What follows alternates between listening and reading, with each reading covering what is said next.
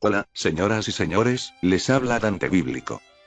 Este vídeo tratará nuevamente sobre temas sexuales, así que si tienes críos mándales a ver si ya puso la marrana. Muchos me pidieron que vuelva a responder a Tito y a sus esbirros en su último vídeo pendejo, y que aclarara bíblicamente de una vez por todas un asunto que trata de relaciones sexuales en el matrimonio.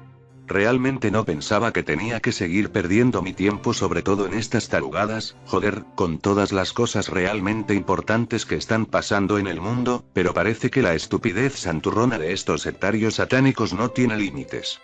Así que aquí estoy, una vez más, para iluminar a los que aún tienen el cerebro atrofiado por la religión santurrona medieval o por sectarios similares a estos y creen que repetir dogmas como loros les hace más santos.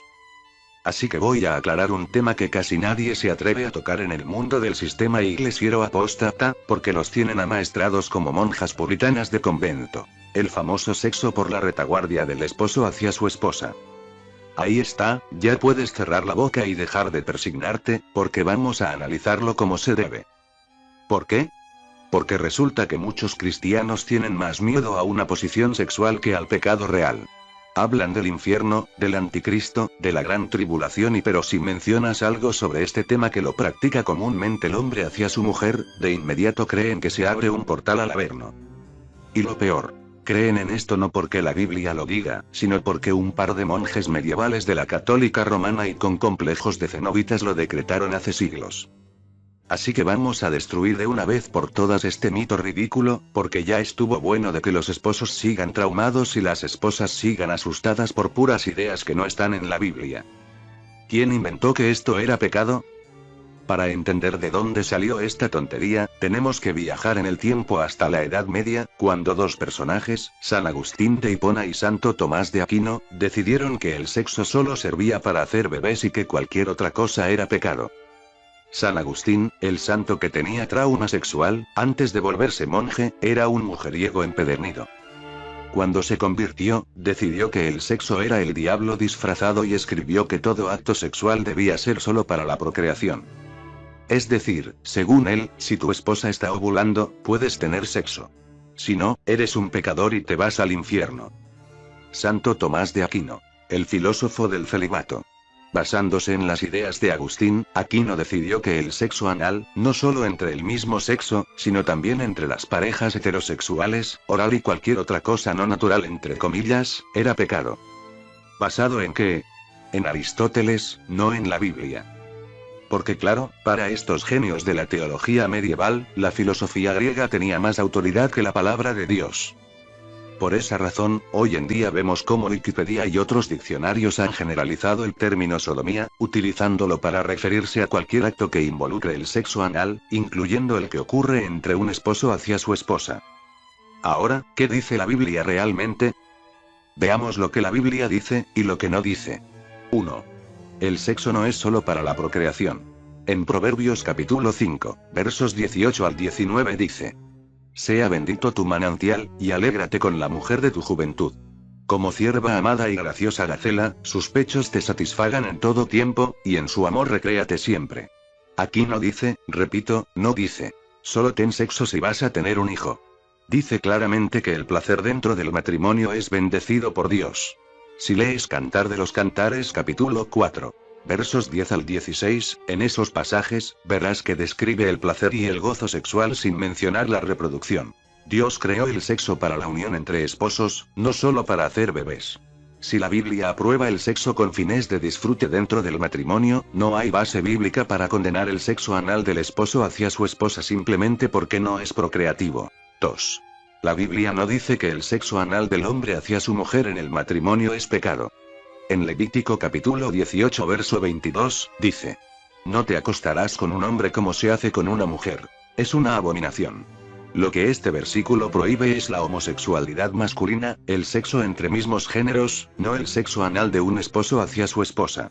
En Romanos capítulo 1 versos 26, 27 dice: por esto Dios los entregó a pasiones vergonzosas. Pues aún sus mujeres cambiaron el uso natural por el que es contra naturaleza. Y de igual modo también los hombres, dejando el uso natural de la mujer, se encendieron en su lascivia unos con otros, cometiendo hechos vergonzosos.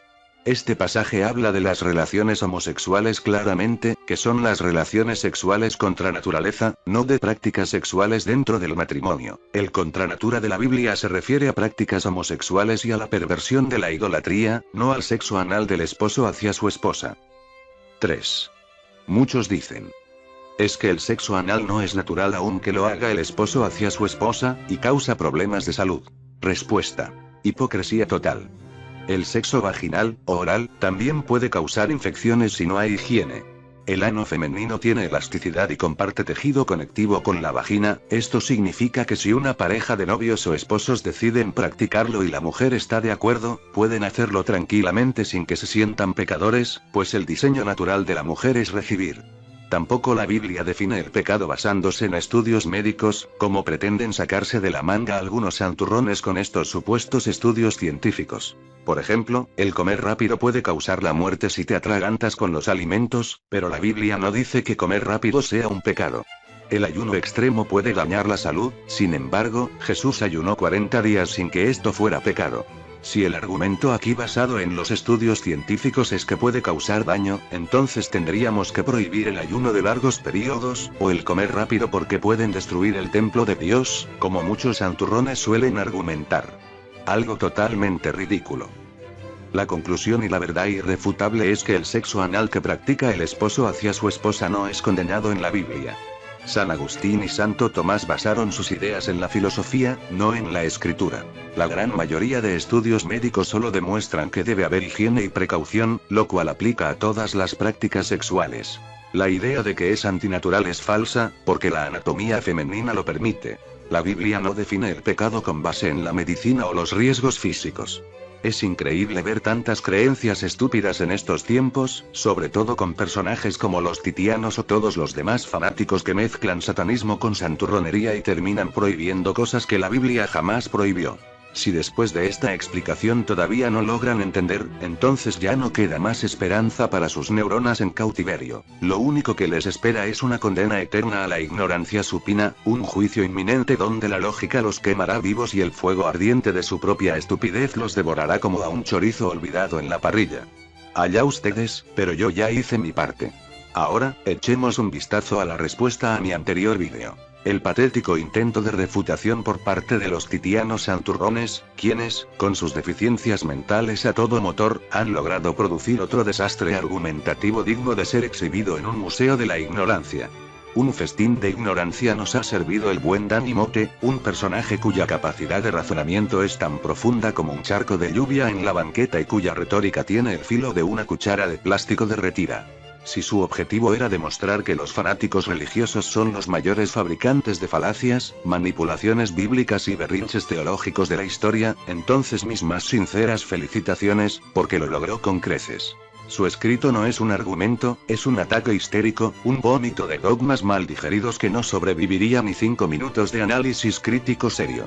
Aquí viene a continuación la ejecución pública más despiadada que ha visto el circo de la apologética sectaria. Pero antes que nada, lo primero que salta a la vista en este berrinche disfrazado de refutación es la inconfundible influencia del titianismo, el culto risible que mezcla santurronería extrema con las fantasías sexuales más bizarras que la teología ha producido jamás. No me sorprendería en absoluto si Tito y la Rosa de Enrique estuvieron detrás de cada refutación en este vídeo, ayudando a Motte a juntar palabras como un burro con discapacidad tratando de resolver un crucigrama. Bienvenido. Hoy, una vez más, los juicios que existen en el libro del Apocalipsis. Es una abominación total lo que enseñan. Hizo las armas espirituales tal como lo hizo el apóstol Pablo para taparle la boca a esta clase de gente. El mismo tono pedante de siempre. Ese intento de sonar bíblicamente correcto mientras usan la escritura como garrote de cavernícola para justificar su sectarismo enfermizo. El ataque personal como argumento. Como no pueden ganar con lógica, su estrategia es siempre la misma.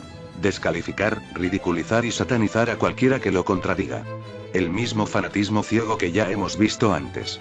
Qué casualidad que todos los sectarios de Tito dicen exactamente las mismas tarugadas, con las mismas falacias y las mismas distorsiones, clones programados para repetir como loros las mismas estupideces.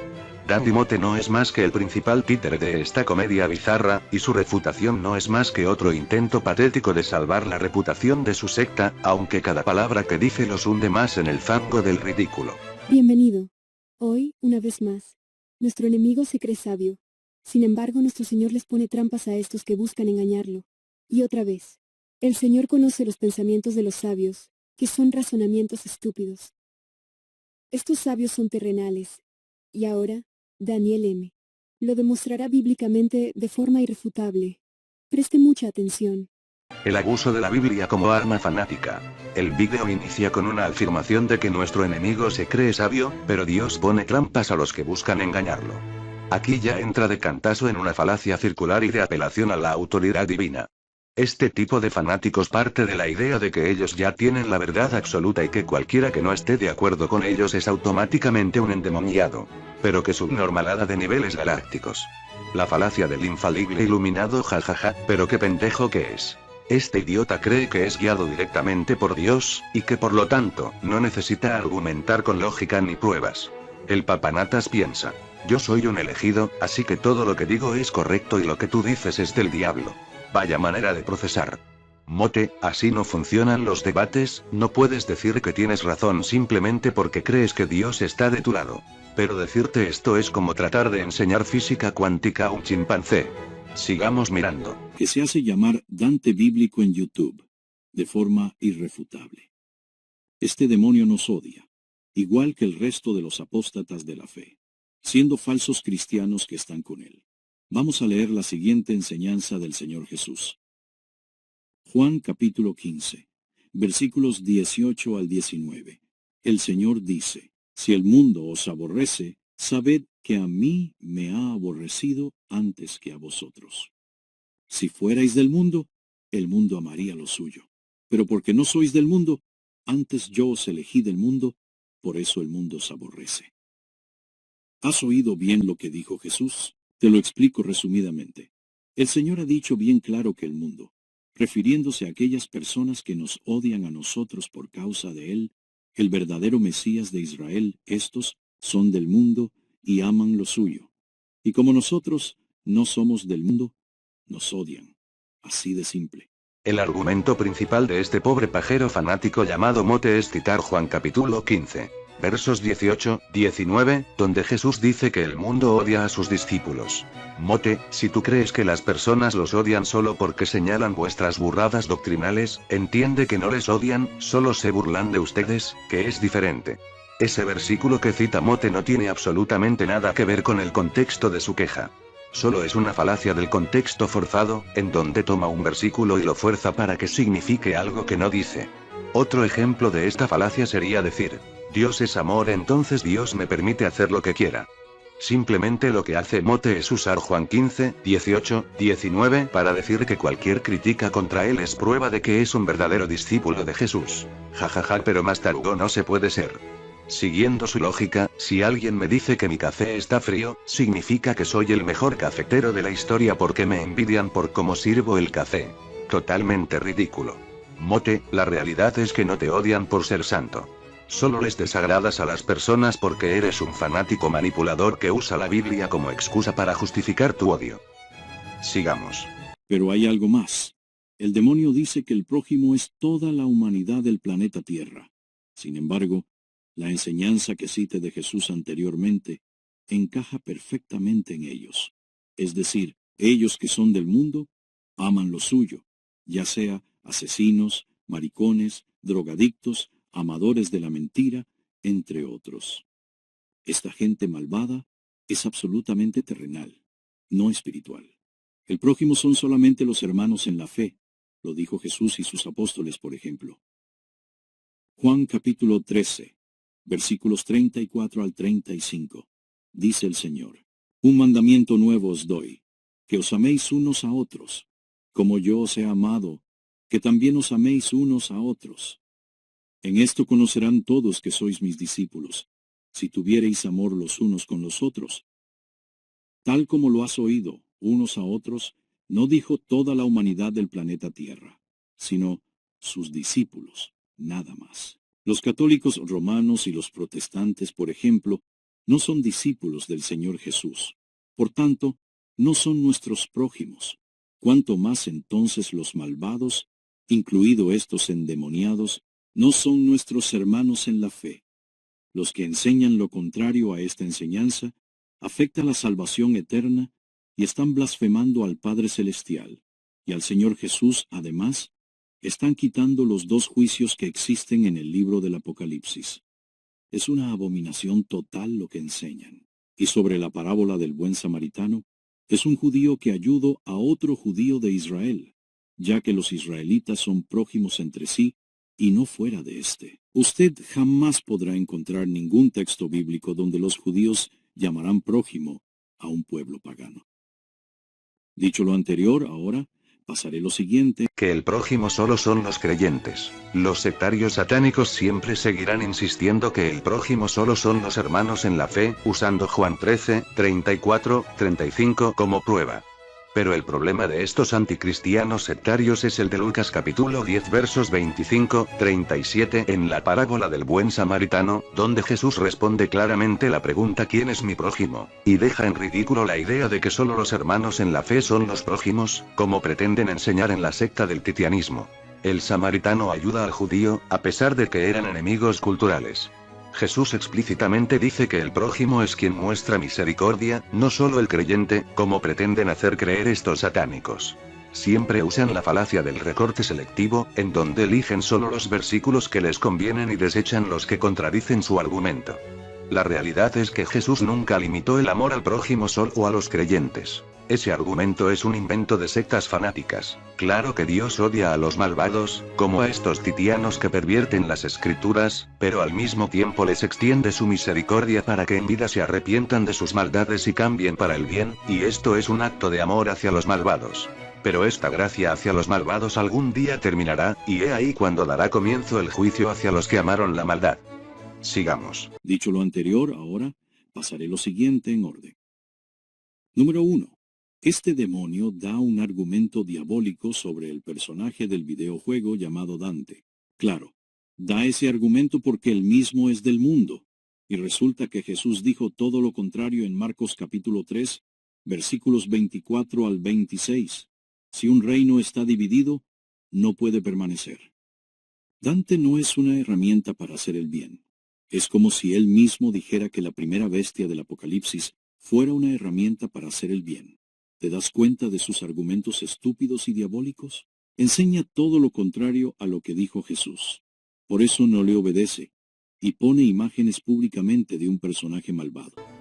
Y dale con la ridícula comparación del videojuego. Mote nuevamente se lanza con un ataque hilarantemente estúpido. Dante usa una imagen de un personaje malvado de un videojuego, por lo tanto, es del diablo. El problema es que este argumento es tan infantil que parece sacado de un sermón de 1990 donde decían que Pokémon era satánico porque Pikachu parece un demonio japonés. Es la falacia del simbolismo satánico inventado, en donde creen que cualquier cosa con estética oscura es inherentemente malvada. Por ejemplo, si escuchas rock, adoras a Satanás. Pobrecitos, son solo unos mojigatos malvados con deficiencia mental.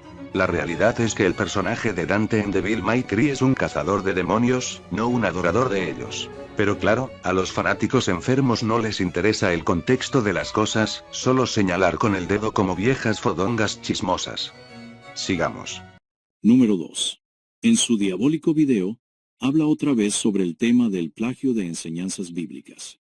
Lo que él dice es tan estúpido, y es tan fácil refutarlo. Cuando Jesús hacía las obras y no eran de él, a quien mencionaba, a su amado Padre Celestial, por tanto, no ocultaba la auténtica verdad y eso sí que es honor genuino. Usted mismo lo puede leer en los siguientes versículos. Juan capítulo 4, versículo 34. Capítulo 5, versículo 30.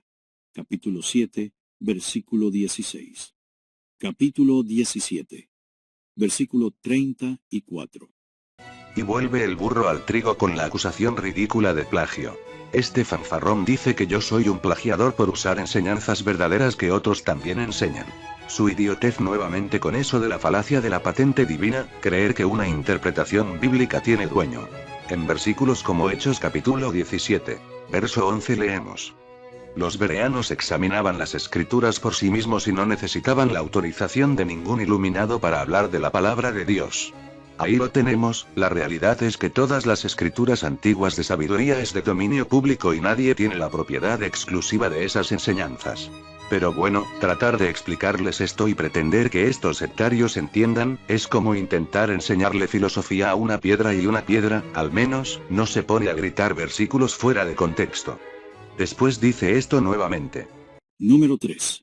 El demonio nos ha demostrado que es un cobarde y salió huyendo de la escuela bíblica en Telegram. Por eso no me dio explicación, por supuesto, porque iba a quedar ridículo y expuesto al 100%. Yo mismo utilizo las armas espirituales tal como lo hizo el apóstol Pablo para taparle la boca a esta clase de gente malvada, y léase lo que dijo Pablo. Segunda de Timoteo capítulo 4 versículos 1 al 4. Ellos solitos se van, porque buscarán un maestro, o en plural, que enseñen cosas anticristianas, y lo oirá, y aprenderá las doctrinas de demonios. Mote quiere hacer creer a la gente que huir de un grupo de fanáticos es ser cobarde. Vuelve a decir que soy cobarde porque salí de su escuela bíblica en Telegram, jajaja. Este problema de falacia del ataque personal, ad hominem, es lo que siempre usan a lo idiota. En lugar de argumentar algo coherente, simplemente insulta y ridiculiza. Exactamente como hacen esos santurrones pentecostales sectarios con su fanatismo desbordado. Por ejemplo, solían decirme: te fuiste de la iglesia, así que eres un apóstata. La realidad es que estos sectarios son todos iguales, repiten las mismas estrategias oscuras, intentando atacar a nivel personal desde la distancia, pero, claro, muy cómodos al otro lado del continente. Porque, seamos sinceros, si estuvieran frente a mí, no se atreverían a decir absolutamente nada. No es cobardía evitar perder el tiempo con una secta, es simple sentido común. Sigamos. 4. Luego dice una gran mentira de que ese libro, en cual proporciona el satanista y demonio, es legítimo, sin embargo, es todo lo contrario. Lo que pasa aquí es que él no se basa en el conocimiento y sabiduría dado por el Padre Celestial, el Dios Supremo, sino se basa en lo terrenal y se cree sabio, pero es un auténtico hipócrita. Si tú mismo quieres ser sabio genuinamente con humildad y sinceridad, para detectar las artimañas de los satanistas, aprende y estudia el libro de Proverbios de la Biblia, ve y sigue en obediencia al Señor Jesús. El libro de Proverbios te enseña la auténtica verdad, lo que en esos libros diabólicos no te enseñan. Además, es totalmente gratis y no necesitas gastar ningún peso, así de simple. Esto demuestra que ese demonio no cree en la Biblia, ni cree en Jesús, ni le obedece. Ah, pero qué joya de estupidez nos ha entregado Mote con esta refutación. Se nota que cuando Dios repartió la lógica, este pobre infeliz estaba ocupado recitando versículos fuera de contexto. Ahora resulta que aprender persuasión, retórica y pensamiento crítico es satánico porque no se basa exclusivamente en proverbios. Vaya nivel de mojigatería medieval. Así que según Mote, cualquier conocimiento que no provenga directamente de la Biblia es ilegítimo. Eso significa que también debe rechazar la electricidad, la medicina moderna y la ingeniería porque no están en las escrituras. Espero que cuando se enferme no acuda a un hospital, sino que se frote aceite y espere un milagro, porque si va al doctor, ¡ay, qué herejía, basarse en la sabiduría terrenal! ¿La sabiduría terrenal es satánica? Aquí tenemos la primera idiotez monumental. Mote cree que toda enseñanza humana es del diablo. Entonces, ¿qué hacemos con este versículo? Examinadlo todo. Retened lo bueno. 1 Tesalonicenses capítulo 5. Verso 21. Dios nos manda a analizar todo, a retener lo que es útil. La Biblia no condena la sabiduría humana. Al contrario, la complementa. Si fuera como dice Mote, entonces todos los libros, escuelas, universidades y cualquier tipo de aprendizaje serían del diablo. La Biblia no enseña persuasión ni argumentación como ciencia. Proverbios es un libro de sabiduría, sí, pero no es un manual de lógica, retórica o técnicas de persuasión. Proverbios te dice que seas sabio, pero no te enseña cómo debatir contra manipuladores o cómo estructurar un argumento de manera efectiva. Por ejemplo, Proverbios capítulo 26, versos 4, 5 dice: No respondas al necio conforme a su necedad, para que no seas tú también como él. Responde al necio como merece su necedad, para que no se estime sabio en su propia opinión. ¿Y cómo se hace eso exactamente? Aquí es donde entra la retórica y la lógica, herramientas que permiten desenmascarar necios como mote con precisión quirúrgica. El conocimiento de la persuasión no contradice la Biblia, la complementa. ¿O acaso Mote cree que Jesús no utilizó técnicas de argumentación cuando debatió con fariseos y saduceos? También cree que solo lo gratis significa que es lo único válido. Y aquí viene otra joya de su lógica de simio en coma. Proverbios es gratis, pero Dante bíblico cobra por su curso, por lo tanto, es satánico. Siguiendo esa lógica tan ridícula, entonces cualquier cosa que cueste dinero es del diablo. Los libros de teología, las Biblias de estudio, las iglesias que recaudan diezmos y ofrendas, todo es satánico porque no es gratis. Mote, si fueras coherente con tu burrada, estarías regalando tu internet, tu teléfono y hasta la ropa que llevas puesta, porque todo eso cuesta dinero y, según tu absurda lógica, lo único válido es lo gratis. Además, Jesús no dijo que el obrero es digno de su salario. El obrero es digno de su salario. Lucas capítulo 10, verso 7. Si la gente quiere pagar por aprender habilidades útiles que les permitan defenderse de manipuladores como tú, ¿qué problema hay? La Biblia nunca prohíbe la enseñanza pagada. Después dice: Dante no cree en la Biblia ni en Jesús. Joder, Mote, pobre alma en desgracia. ¿Crees que repetir esto como loro te hará ganar el debate? Es como si yo dijera: Mote es un pedófilo porque lo digo yo. ¿Dónde está la prueba? Si yo no creyera en la Biblia ni en Jesús, ¿por qué uso las escrituras para refutarte? ¿Por qué me tomo el tiempo de desmontar tus falacias con lógica y fundamento bíblico? Lo que pasa aquí es lo de siempre. Cuando los fanáticos como Mote se quedan sin argumentos, recurren a la misma táctica de siempre. Eres del diablo. Eres un hereje. La verdad es esta. Mote rechaza la sabiduría humana, pero usa tecnología hecha por sabios terrenales. Hipocresía pura. La Biblia no enseña técnicas de persuasión en profundidad, solo da principios generales. Jesús mismo usó lógica y retórica, por lo que aprenderlas no es satánico. Cobrar por enseñar no es pecado. La Biblia apoya que el obrero reciba su salario. Decir Dante no cree en la Biblia sin pruebas es solo una pataleta infantil. Mote, si después de esto sigues con tus delirios, te sugiero que cambies de estrategia, porque esta ha sido demolida como un castillo de arena en un tsunami. Prueba otra cosa, a ver si logras hacerme cosquillas. Sigamos. Número 5. El demonio prohíbe el casamiento celestial, citando los versículos del Señor Jesús sobre la resurrección de los muertos. Sin embargo, cuando Jesús venga por segunda vez, en este mismo día que ocurra la resurrección, no va a haber casamiento, así de simple, y a la vez seremos como los ángeles, siendo inmortales, es decir, nunca más moriremos. Léalo en la siguiente enseñanza. Lucas capítulo 20, versículos 34 al 40. Número 6. Más tarde, en su video satánico cita el versículo del Señor Jesús sobre amar a vuestros enemigos, pero Jesús no mencionó por ninguna parte de que nuestros enemigos personales sean nuestro prójimo. Este amor hacia los enemigos, Jesús se refiere a no vengarse, ya que la venganza solo le pertenece al Padre Celestial. Léase la siguiente enseñanza.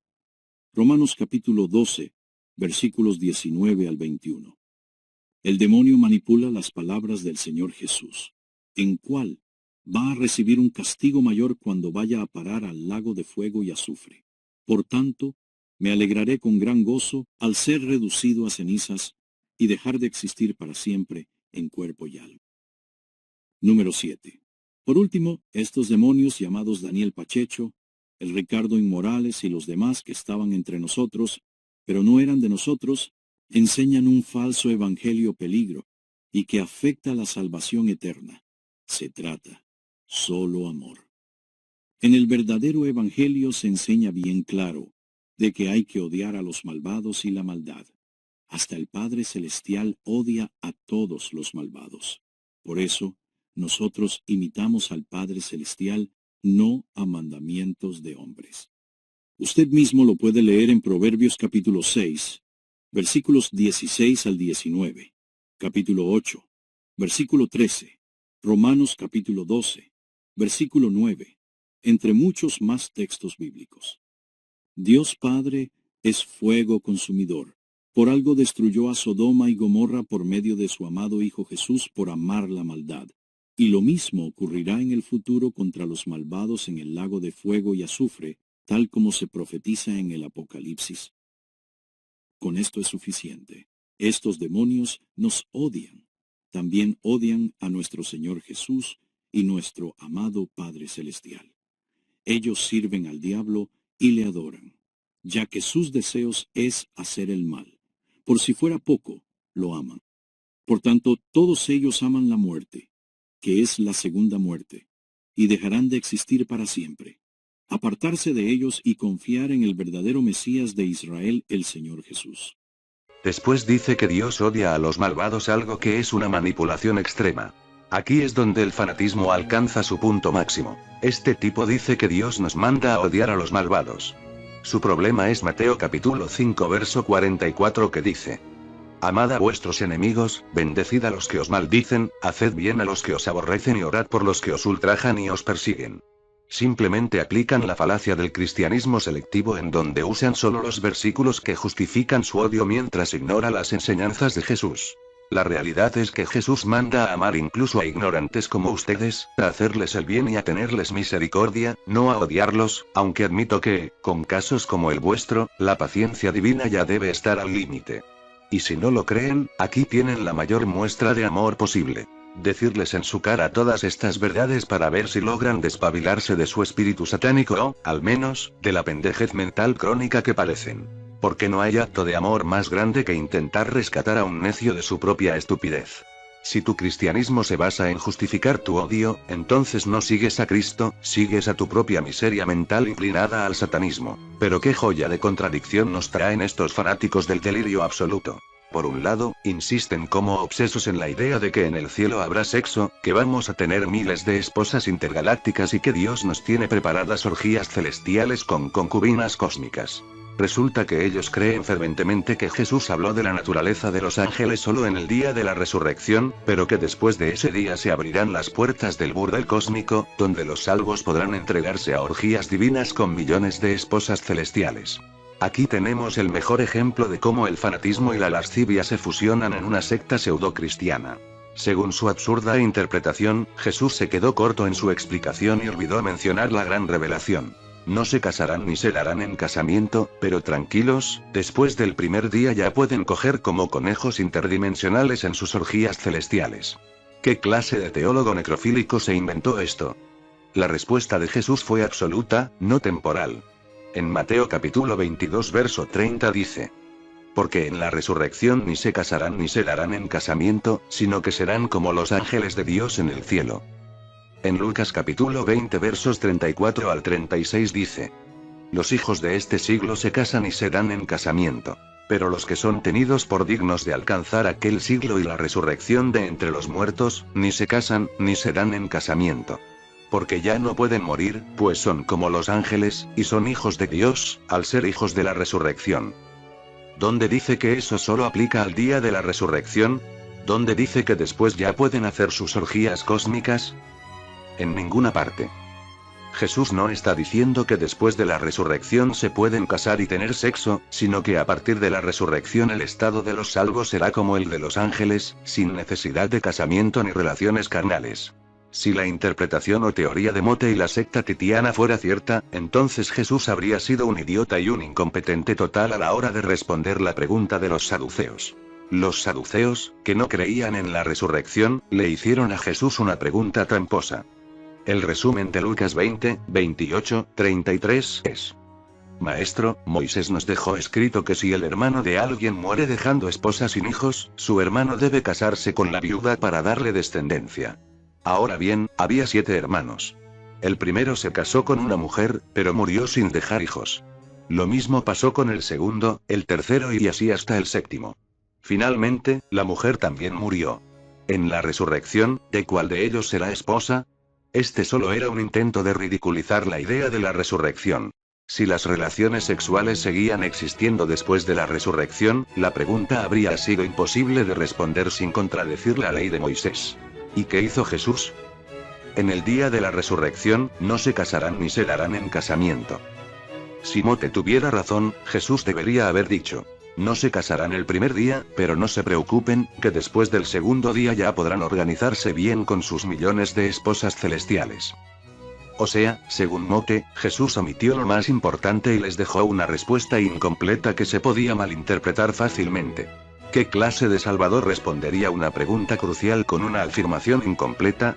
Si Mote estuviera en lo correcto, entonces estaría diciendo que Jesús fue un idiota que no supo explicar la resurrección correctamente. ¿Entienden lo absurdo de su argumento ahora? La naturaleza del cuerpo resucitado es como los ángeles, no como actores de porno interdimensionales. ¿Y cómo son los ángeles? Hebreos capítulo 1, verso 14, y Mateo capítulo 18, verso 10. Jesús dice claramente que seremos como los ángeles. No es tan difícil de entender, salvo que tu cerebro esté en un frasco con formol. En la eternidad no hay necesidad de reproducirse, porque nadie muere. Lucas capítulo 20, 36. Y si en el cielo no hay muerte, el sexo queda obsoleto y solo para un plano terrenal. Pero si creen en las orgías celestiales, entonces su visión del cielo es más parecida a un club swinger cósmico que al reino de Dios. Ah, pero cuidado. Porque al mismo tiempo, se escandalizan y se retuercen como viejas puritanas al hablar del sexo anal entre un esposo hacia su esposa.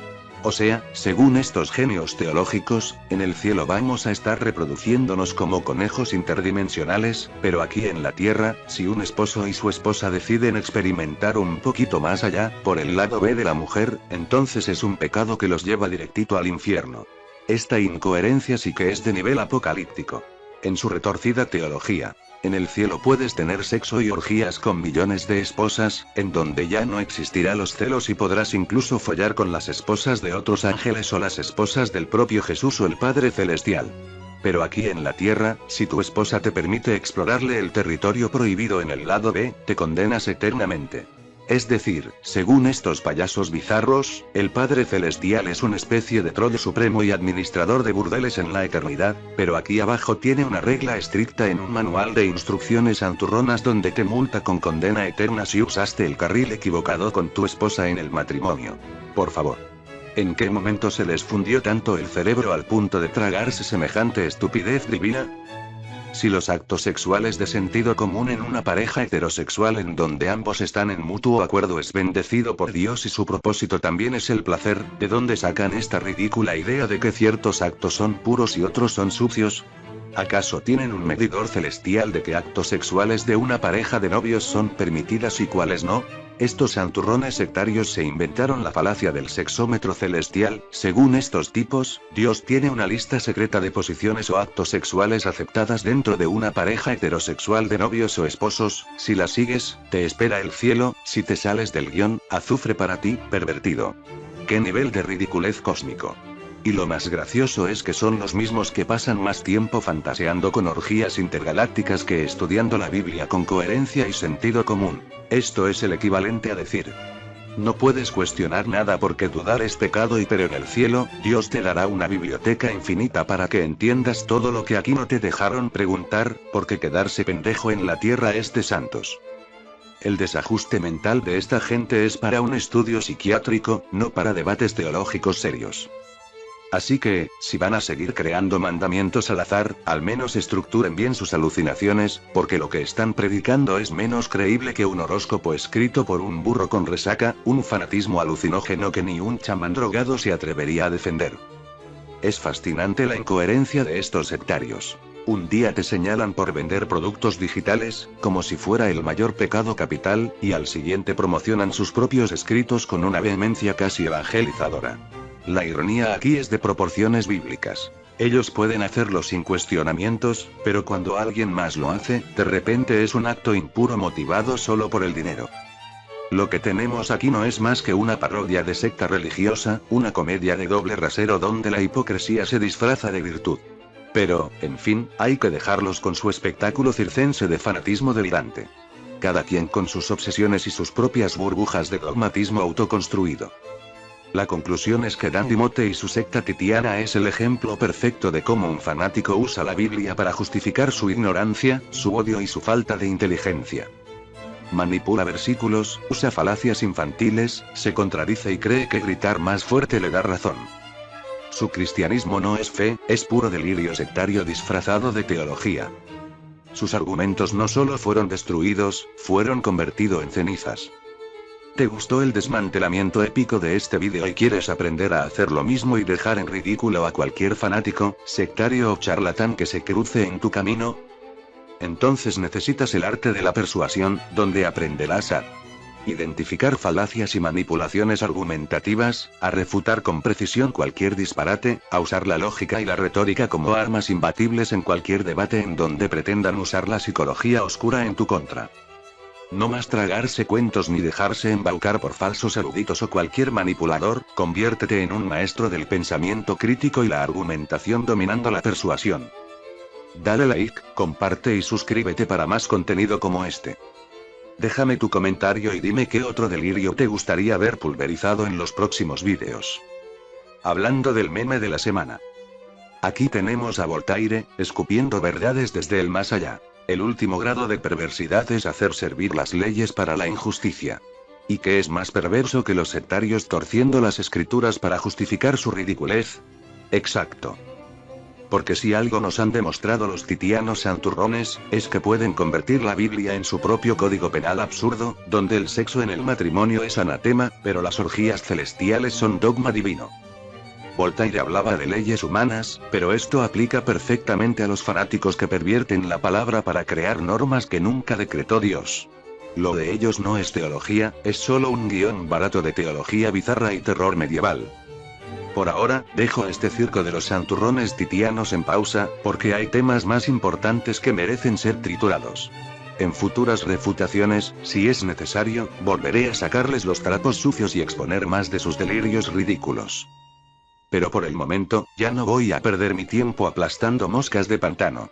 Estos fanáticos se pudren solos, y con el tiempo, su propia estupidez los enterrará sin que yo tenga que mover un dedo. Se despide Dante Bíblico.